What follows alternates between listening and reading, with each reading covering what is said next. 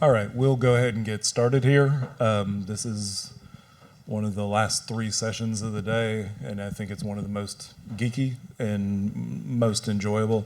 I want to make this interactive, so if people have questions for the audience, don't hesitate to raise your hand in the middle. We'll get a microphone to you. We won't wait till the end from that. So the topic today is live encoding at the edge, but specifically around the compression and decompression, or codecs, that we use.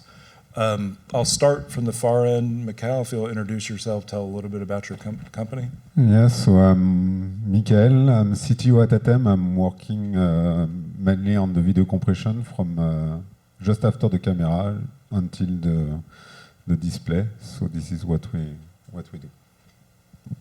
Thierry. Okay, Thierry Fautier. I've been just remembering this year is my 30 years anniversary when we published MPEG 2. So we still not managed to kill MPEG 2.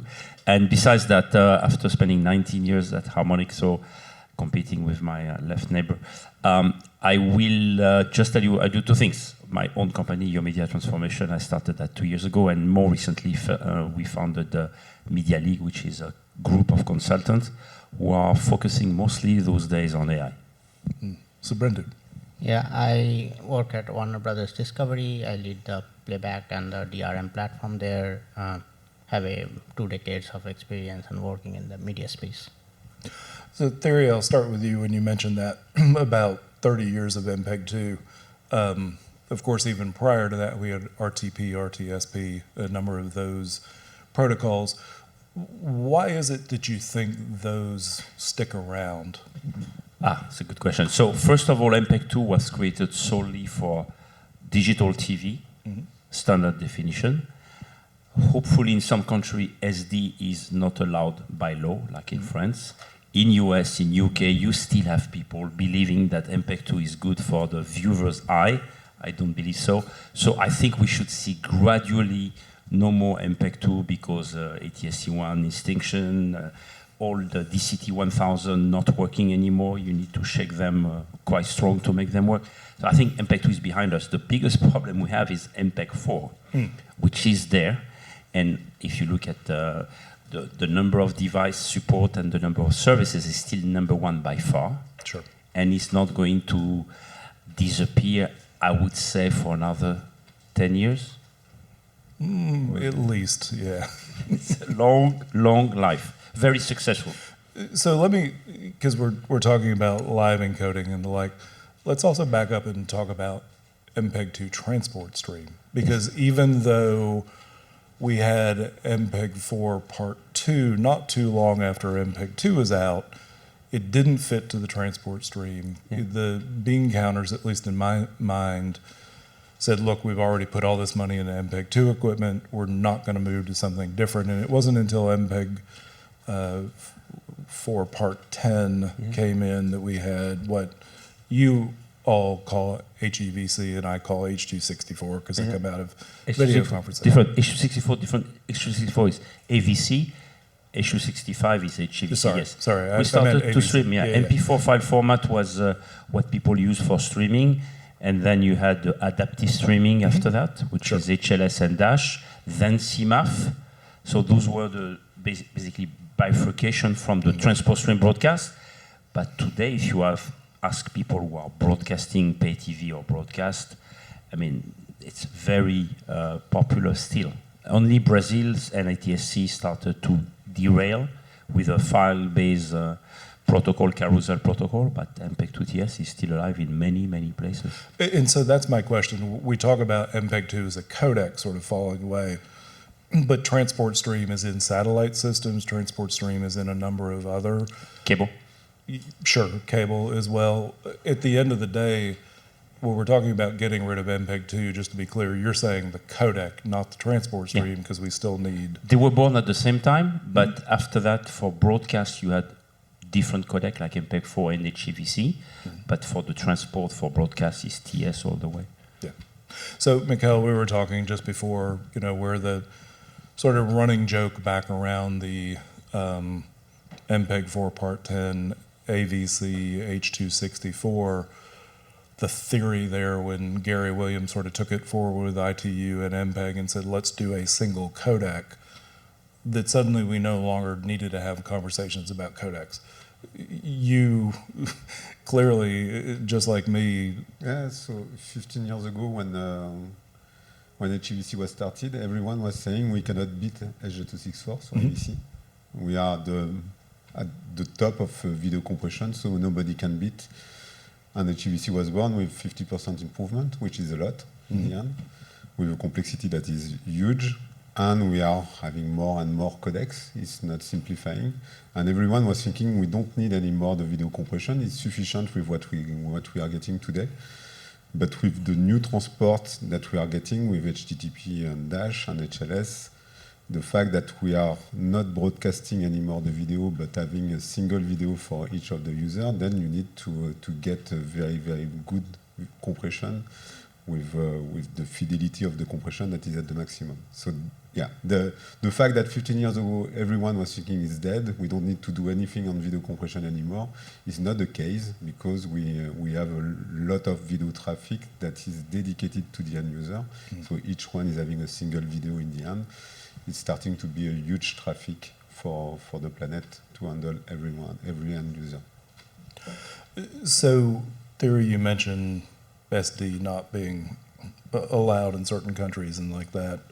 Ultimately, we all sort of agree that AVC made sense for 1080p, but when you stepped up to 4K, HEVC, and yet it seems like some of the models have sort of stagnated to where, okay, we'll shoot it in 4K, but we're really not going to show it in 4K. We're going to call it 4K and we can get away with using AVC. Is that intentional in the industry, or is that the fact that AVC has additional legs? Well, let's talk about resolution first, because obviously people like 4K, but when they look at the cost to build a studio, to build a stadium, the cost of transmission, then you ask Amazon Prime, they tell you 1080p is the maximum we can do. Now, beyond the resolution, you also have the color space. Right. SDR versus HDR. I think everybody agrees in 2025, if we want to have a good experience, especially on mobile and connected TV, you need HDR. So people have kind of agreed on 1080p HDR as the sweet spot today. I hope, as the ex-president of Ultra HD Forum, one day people will push to 2160p HDR. You see that for the World Cup, Olympics, but that's pretty much it. And some of our research has found that the sweet spot, especially in emerging economies, is still 720p. Yes. 720p 50 and 60 for sports versus 1080p 24, 25, 30. But in all fairness, if you look at the India example, it's mobile first. So mobile first, you look at US, you have the 0 rating on 480p, which is even lower, and people don't scream. Fair enough. So Subhrendu, Thierry mentioned mobile and connected TVs.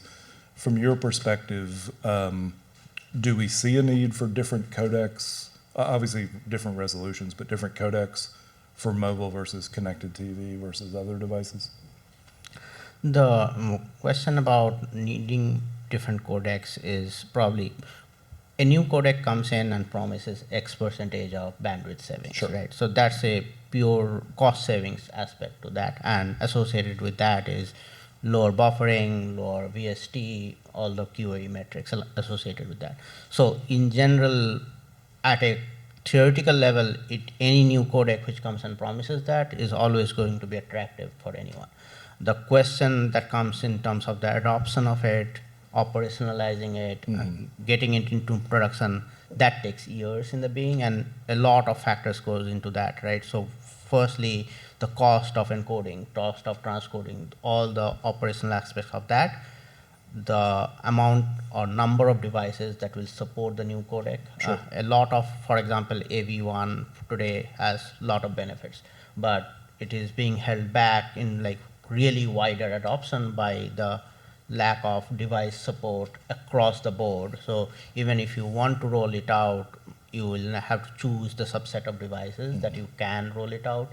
and then make your entire workflow adapt to that segmentation of X devices will get H.264, X devices will get HEVC, X devices will get AV1. So it just complicates the workflows, and many a times companies and technology, when we look at it, we have to make choices like what is most cost beneficial at this point of time and what is the return on that. And you mentioned sort of the software versus hardware on the encode side, but it's also true on the decode side. While HEVC certainly promised benefit of the overall compression per equivalent quality, the fact that there wasn't hardware support in the early days with that meant that your battery life would drain much quicker. Yeah, and like if there is no hardware support, you probably can't rely on the software decode because it will just be super inefficient on the battery life. It will also probably cause decoding buffers to blow up and things like that. So it complicates further in terms of adoption. Okay, fair point. So I would like to make a comment on the software decode because I've followed very closely what AOM is doing with their David decoder, and it's able to run on low-end mobile device, 720p 30, not 60. But if you ask them about DRM and about HDR, there's no answer. So it's, I would say, good for free-to-air-ish experience, so typically Meta. You ask Netflix, they tell you, no, we cannot deploy that. So it's good, but I think for Warner, it's probably not sufficient. Sure, from a premium content. Yeah, premium content, you can do YouTube, you can do Meta, but you cannot do Netflix, you can do Warner. So that's the limitation, I think, of software-based. But it's very interesting, for example, in China, I hope we are going to touch VVC, but you have no hardware support on low-end device, and they do VVC in software because they have no other choice. But it shows there is a demand.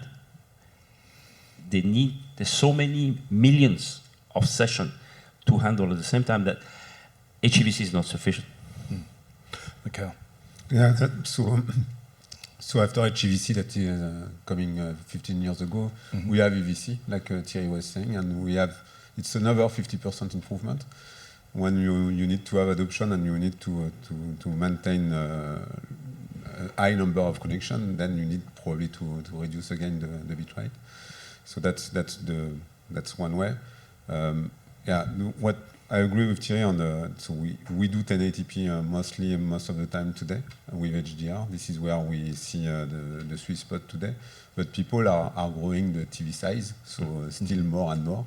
And then they say, oh, maybe UHD is starting to be the way that we will need to deliver it. At least it might not be sufficient 1080p. But for 50 inches or 65 inches is probably sufficient. But for the biggest one, we start to see a benefit of having a higher resolution. I remember years ago, this is quite some years ago, I think it was Shrek 2 had come out. I went to IBC. I saw Shrek 2 in the theater there, dialed in on the massive screen, and it looked great.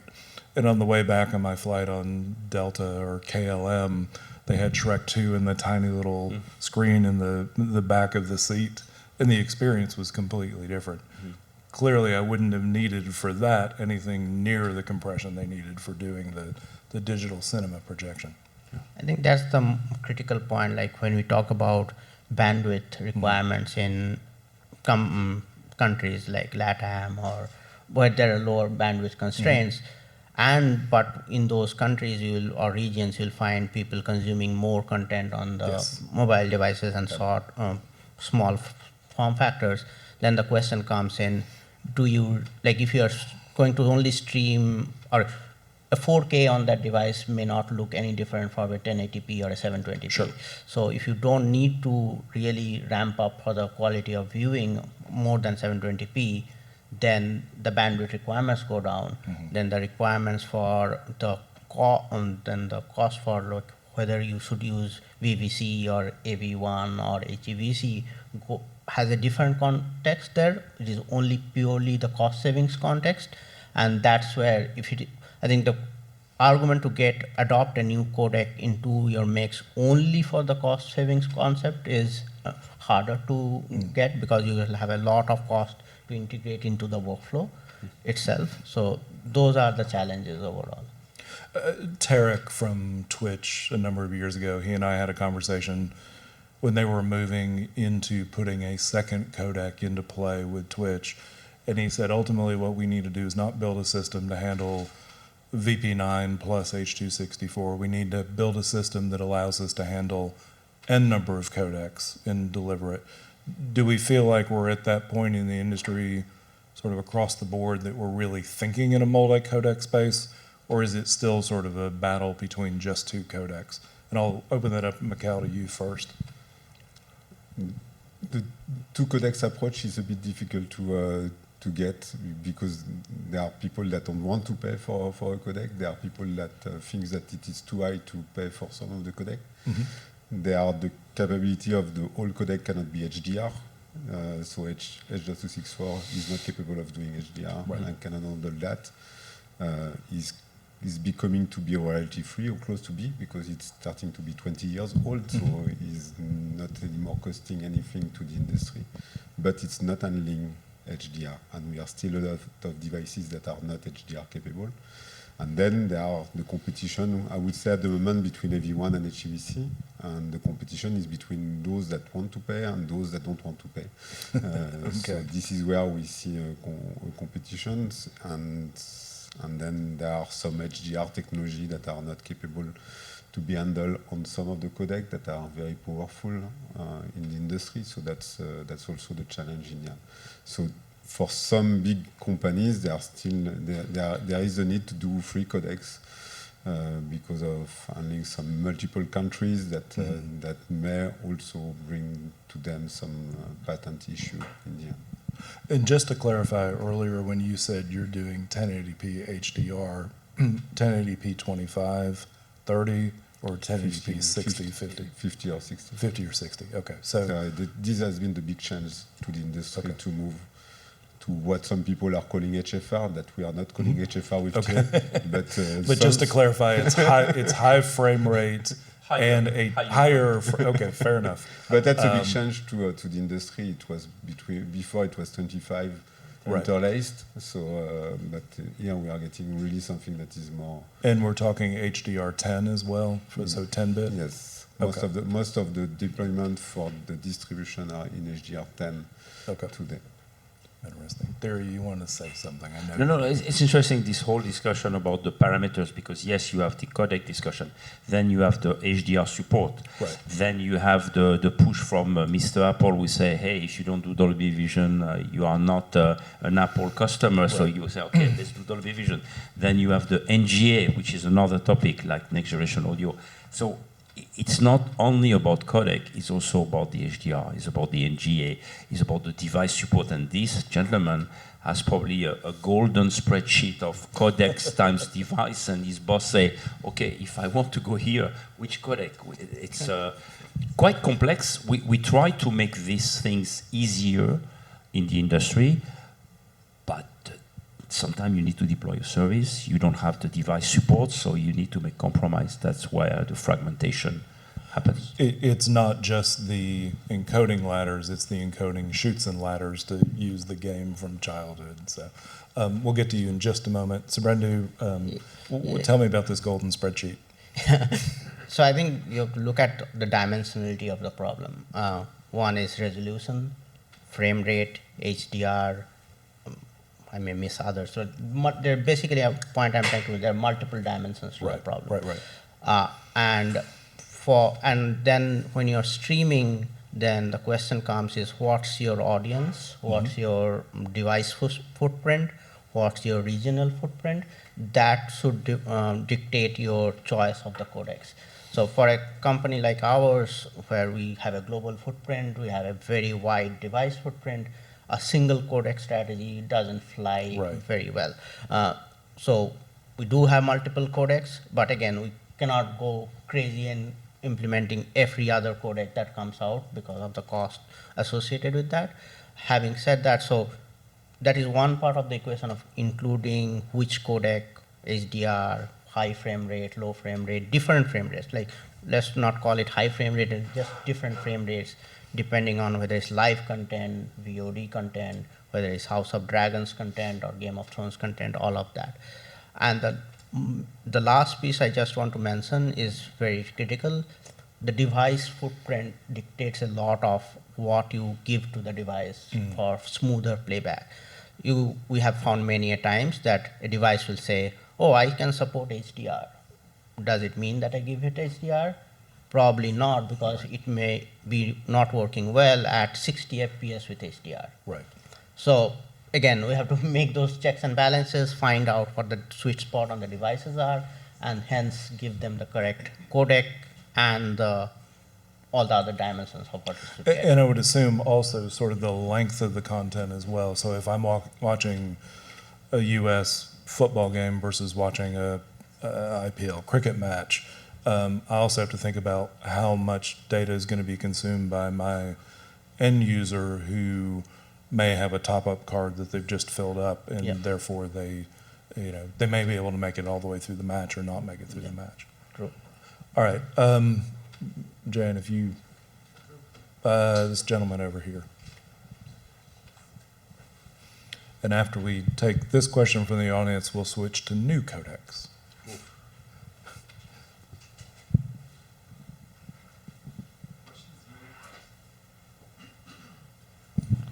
Question is related to the software decode.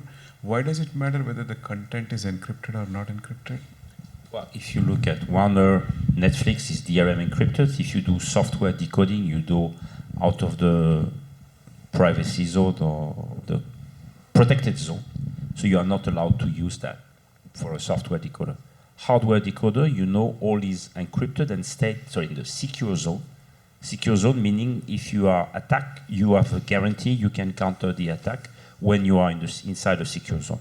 So DRM related topic. You have behind you an expert that can. Yeah, I was going to say Olga is back there. Olga, she's tired, but she knows. She knows. She walked into that one. She knows about the problem. Yeah, most of the times, like if it is software decode, you will probably not get very high resolution content to begin with. Correct. Yeah. So that will get limited automatically because you don't want to expose your premium content for piracy. So, And if it's premium content on a battery-powered device, you'll also drop your length of time somebody can view content just because the software is also having to do the decryption versus hardware. Mickael? Yeah, in general, you have access to only to the lower resolution, so in the end, you cannot do anything with it. Right. But yeah. So one last thing before we sort of go on to new codecs. So years ago, and Jan, we have a second question over here. Years ago, Adobe hired me to answer Steve Jobs' question where Steve Jobs said the reason we're not putting Flash on the iPhone is because it's a memory and resource hog. So we ran a series of tests and we said, okay, let's take non-optimized H.264 and play a 90-minute movie through an iPhone. And then let's take an Android device that has Flash Player from mobile and play it there. And then let's also play the non-optimized on the Android device. Here's what we found in I remember presenting this, I think, in London at one of the streaming conferences. The battery length that we had was roughly 3.5 hours if we did something with non-optimized H.264. The battery life was about 3 hours if we played things through Flash Player for mobile. But we guaranteed with Flash Player for mobile that we could deliver all 24 or 25 frames a second in the premium content versus if we did the non-optimized, we'd lose a frame about every 2 seconds, and it was very obvious. So the question came down to, is it a memory and resource hog? Yeah, sure. You lose about 15% of the battery, but I can deliver a quality experience to you all the way through. I say that to say part of what it seems like when we have these conversations in Codecs is we tend to forget that quality of experience for the end user. And I'd just like a bit of feedback from you all on that before we go on to the new Codecs. Well, I can point you to the presentation that was done by Meta last year at DMUX, and they documented very well the frame rate, the battery duration. it worked magically on the low-end SoC, and this has been publicly published, so it's quite impressive. My problem with this is all good, but you can't put DRM, you can't put HDR, you can't do interactive application. We were talking about sports with a multi-view. You can't do all that. Right. So you are fighting against yourself. Fair enough. Either of you?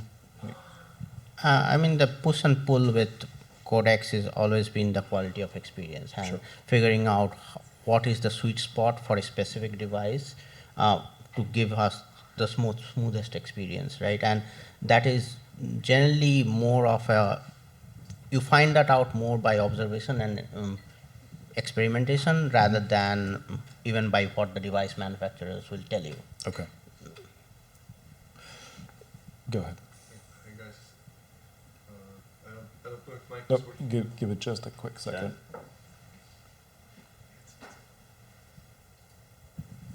There we go.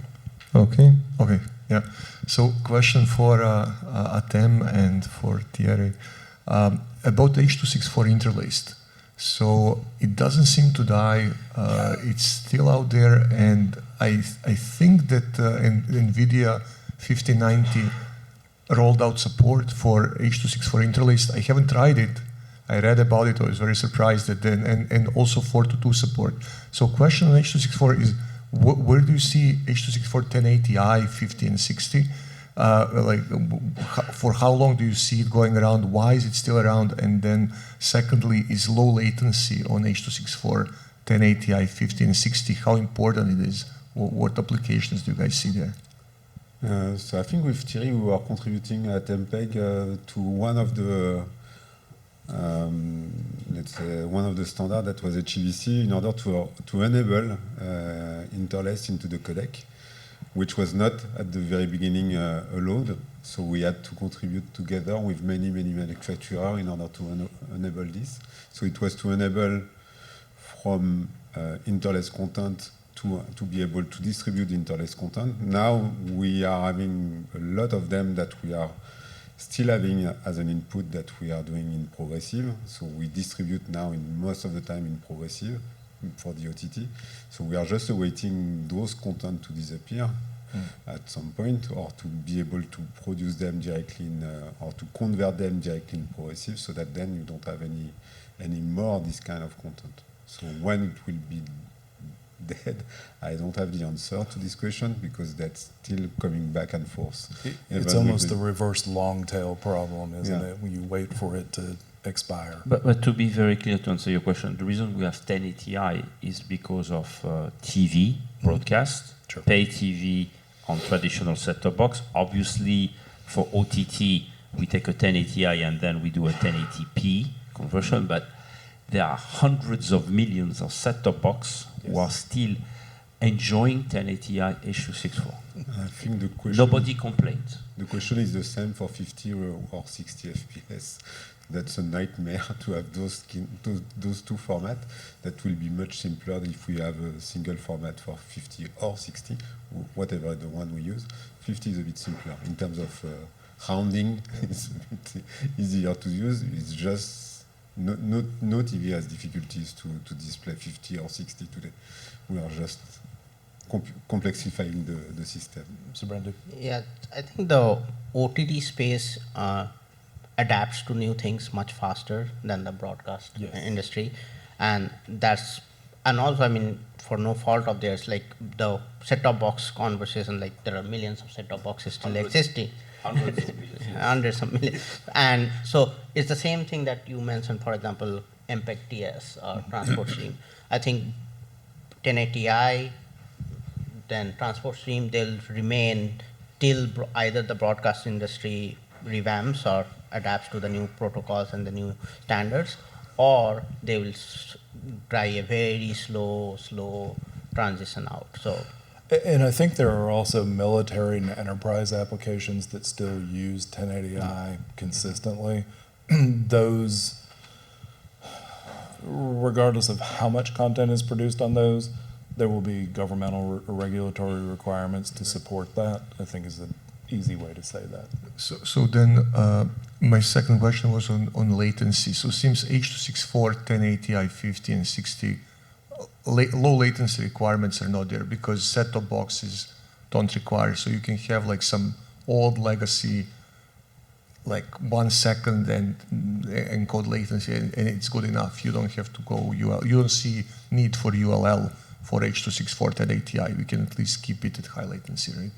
Well, except I come out of the video conferencing world, and we do still have a need. Again, I mentioned those even there. applications, military and enterprise, where the systems were built is 1080i sub 250 millisecond, because that's what you need for video conferencing to not see the Of lag course, or yeah. jitter.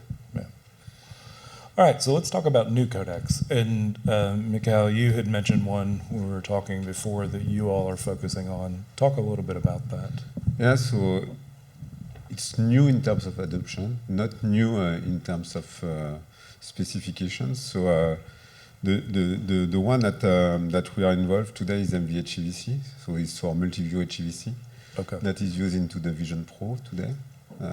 And you are capable of doing with this particular codec 4K by 4K per eye at 90 FPS. So it's here we can speak about iframe rate.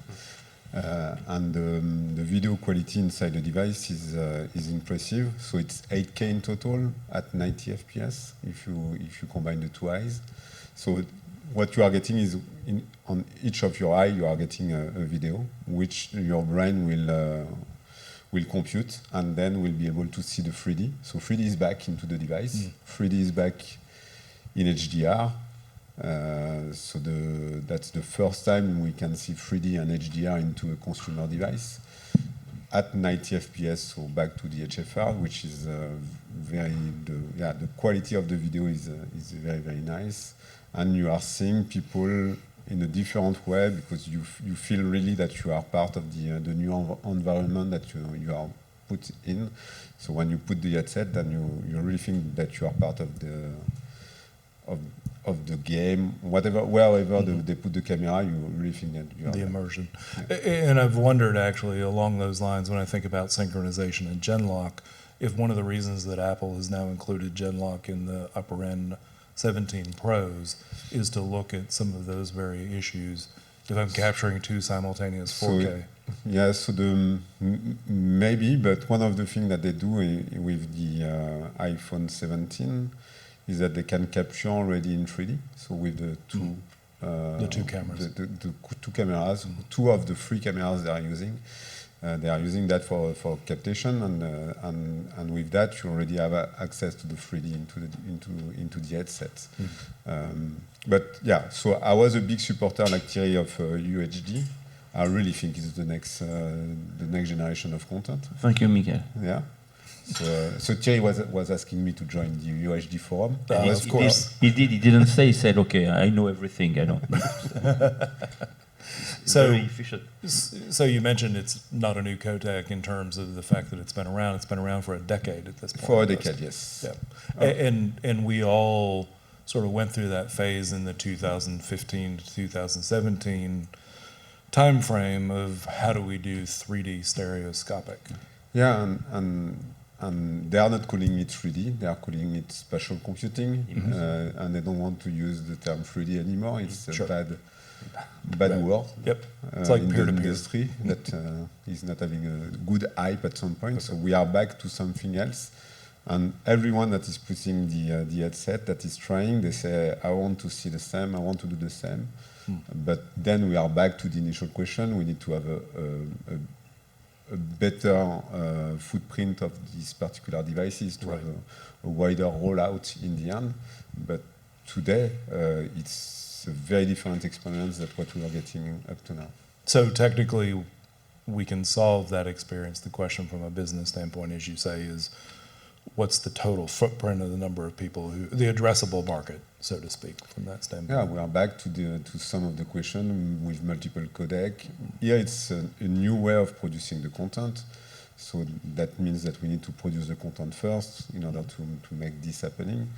You cannot reduce your code, your already the footage that we're already producing. So there are many things that are different in this case, but the experience is also different.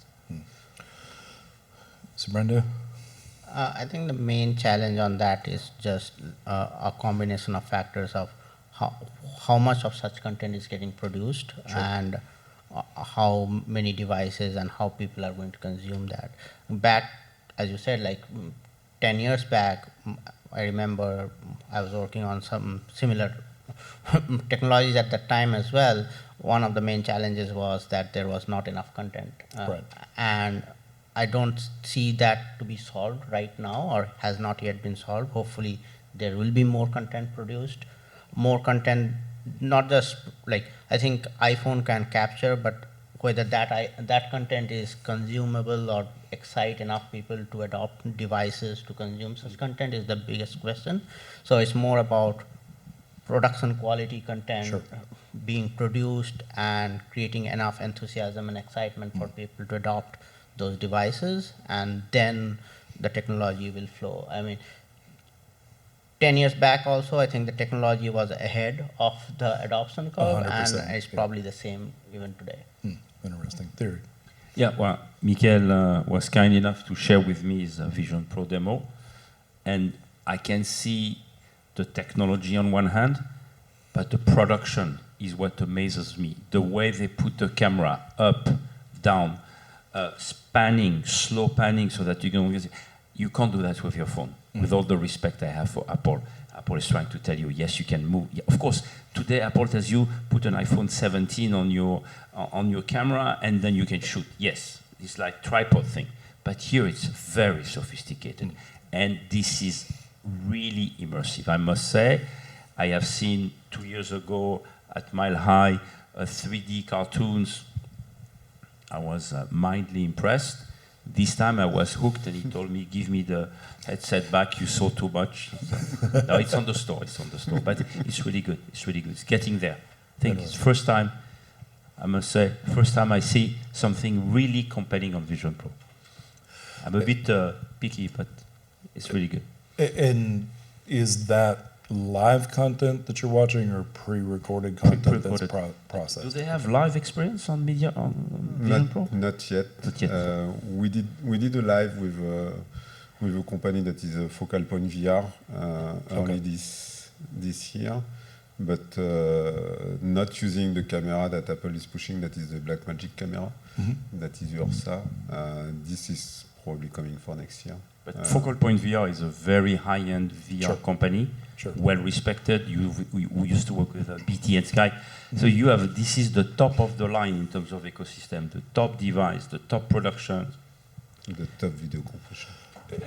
And I think back to you need to compress between the two, I forgot. Interesting. Yeah, I went out too far. And I think back to the 2015 timeframe, and maybe even slightly before, there were these hemispherical cameras. Immersive was one of the companies who had them, where it would shoot 20 different angles, and then you could essentially choose 3 that it would stitch together into a standard 640 or 720. And the technology was 100% there, but the production mindset was not there in terms of producing that content as well. I can tell you that, for example, on Vision Pro, I see small producers in Europe, for example, who are investing. They believe in it. They might get some subsidy at some time to do more, but it's encouraging to see that it's affordable. It shows immediate result. It's not live yet, but you have a roadmap to live, and 4K per eye, it's quite amazing. So let's just touch briefly on a couple other codecs. We've got EVC, VVC, LL, HLS. Where is the traction for some of these, or do we run the chance in the industry of essentially saying, just like MPEG 4 Part 2, it came too quickly after what was there before, and so we're going to leapfrog on to the next version? So there was an interesting workshop in Geneva early this year, where the people came, flat-footed researchers. You have a room of 500 people, job job conservation, and they all tried to push H.267. Okay. Reaction in the room was quite mild, even cold. People say we want a simpler codec. It has to work on embedded device. We don't think we need that much compression. So there is now, I would say, some kind of asymptote after VVC, which is still not widely deployed, where people say, yes, we might use a new codec, but we don't have a use case yet. Okay. And the neural network architecture I'm fighting against is, yes, you can have an NPU in your phone. The problem of the NPU in your phone is not going to do codec. It's going to do voice recognition, translation, subtitling, all kind of recommendation. Summarization. And the codec is at the bottom of the pile. So some people believe they have access to the resource. In reality, I think they might be out of the game in terms of priority on the phone. Mickael? So how fast we are getting in codecs was between 10 years before in between each of the codec before getting to something that is mature enough. Mm-hmm. At some point, we are getting to the point where it's hard to get better and better than what we were doing before, with a complexity that is not lower. So that's the point that we are getting. And to be back to one comment that at an MPEG meeting, a big company was saying that we can get a new codec every 18 months, which we don't get still. They are part of the AOM now, and AOM is 7 years in between the two codecs. So they are closer to the 10 years range in between one codec to the other codec. I think probably the next one will be fully AI based. Okay. But in that case, we need also to have something that is not computing intensive on the decoder side. So we need to stay with something that is in the range of not consuming a lot on the decoder side. And probably not with the complexity that we are seeing today also on the encoder side. So from that standpoint, let's say we have an AR machine learning driven codec. What are the implications for the decisions on software versus hardware on mobile devices and the like? Would it try to fit within what's already offered in terms of systems on chips, or would it have to be brand new systems on chips? NPU might work, so I'm a bit disagreeing with Thierry on that one.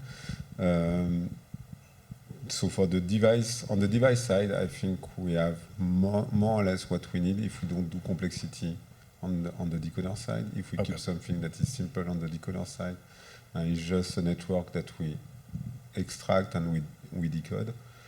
And then the complexity stays on the encoder side, where you may need some massive GPU and things that to do the encoding. But we have a trend today that is a bit different than before. We have customers that are asking us 1% of bitrate savings in order to reduce just the bitrate to a lot of people in the end. So the 1% is translated into a lot of bytes that we save.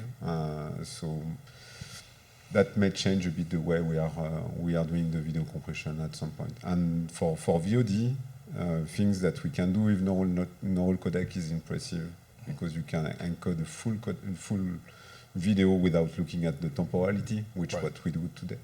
And probably you can get something that is crazy good for the VOD side. You get the next to last word briefly. No, I think I like neural network encoding, and I like the fact that we might have devices. I think one thing, team, we need to mention and remember, people, is beyond the codec itself. You have content-aware encoding. Yes. You have pre-processing. You have people who tell you, for VOD, I can do much better encoding because I have much more CPU available. So if you combine all those goodies, you might not need the next generation codec because it's available on the device. CAE, you can do NPU maybe, but maybe not on the device. So my feeling is that we have a lot of new tools, AI-based, by the way, that maybe it's more efficient than fishing for a new codec. Fair enough. And that CAE, replacing quant charts, that kind of thing, that may be where machine learning algorithms shine. Yes. Yeah. You get the last word, Subhrendu. I think the NPU, uses of NPU and AI-based encoding and decoding is surely going to be interesting, how it evolves. I've heard this argument, so I'm a little bit skeptical about not needing a different hardware for decoding on the device side. It had been for 10, 20 years almost. Like we'll have a generic CPU which can do video decoding. Sure. The main challenge with video itself is it spits out a lot more data than anything else, and that requires special processing in that context. So even if you're doing neural-based network, you probably need to fine-tune it for specifically video aspects. And that's where I think the prioritization question comes in, of whether the devices will prioritize, can it prioritize, and hence will it be adopted. Can we get FPGAs on our mobile phones, essentially? All right. With that, I'd like to thank our panelists for being here. And sorry. Yeah, I just want Barry from AGA. Just one quick question. We haven't touched on. Hold just a second. Let the microphone come to you so we get it as part of it. Thanks. You're going to ask an audio question to a group of video guys. Okay. Yeah, of course, because that's part of the package that you deliver as audio goes along, and it Fair seems enough. like it's just a second thought. But is there like a push for more audio channels, like you're saying about Dolby Vision, about Dolby Atmos and 5.1? So that's part of the golden spreadsheet. You know how much audio, how many audio channels, and the compression that goes along with that. So if you could just touch on that for a second. And also how many alternate language channels. Yeah, absolutely, yes. Alternate language streams, the Olympics, the broadcast, and And would you hundreds of include languages. subtitling in that as well? Because that's... Sure, yeah, absolutely. Metadata, and NDI just added metadata support, so there's that to be go along with it, with the DRM stuff as well. All right, Sure. very quickly, I Subhrendu, can you start. quickly add that. I think less so on like the importance or the focus on the compression for audio is less impactful. Having said that, let's say I'll take a random example of, say, a House of the Dragons episode. Let's say we have, again, on the top of my head, I probably don't remember, let's say we have 30 subtitle tracks available, some crazy number of audio tracks available. Will you send all of them to a device? Absolutely no. We should not be sending all of them to a device or to a user. We always filter it down to what the device is entitled to, what it can play back to, all of those considerations, and hence limit what the user sees.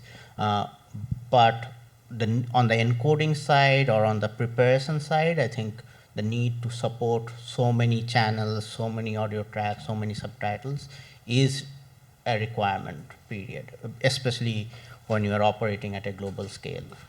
And I would also add maybe the fact that sending to a mobile device, I don't need to send 7.1 necessarily, where I would need to do that to a connected TV. The renderer can handle it, so the renderer can change the 7.1 that we are sending, but we are sending too many bits, for sure, to do that. No, but that's something that we do in France. We do 5.1.4 with France Television during the Olympics, and we were able to do two commentators, so one in French and the other one in English, and we were sending a single audio mix to the end devices. So that was what we were doing the Olympic Games last year with France Television. But still, there are not too many deployments today regarding audio that are using next generation audio today. Soundwave. Device is a big limitation. Understanding what platforms, back to your very first point, how many devices are going to watch in this particular geography, at this particular bandwidth, etc. But it was adding to the experience in the end. So during the project in France, we were doing some evaluation about UHD, HDR, HFR, and the gap that we are getting between SD and HD was not sufficient with only UHD and HDR. So it was not sufficient not just to bring that experience. So we added the audio, and adding the audio and changing from traditional audio to next generation audio was filling the gap that we were having between SD and HD to HD, UHD plus HDR and next generation audio. So the experience was the same level for the audience in the end. And I would add, I think that all of us agree that bad audio will stop a consumer from watching content much faster than bad video. I was in one of the interviews I did earlier today, I was explaining that my girls watch things both over the air as well as on, YouTube and the like. And we have one of those digital antennas that if the wind blows wrong, the video breaks up but the audio holds. They'll sit through the audio holding. The moment the audio breaks up, can we go to a different channel and watch something else? So audio is very important. Thank you for bringing that up. All right, thank you all again for being here. Thank you to our panelists, and this ends the Streaming Media 2025.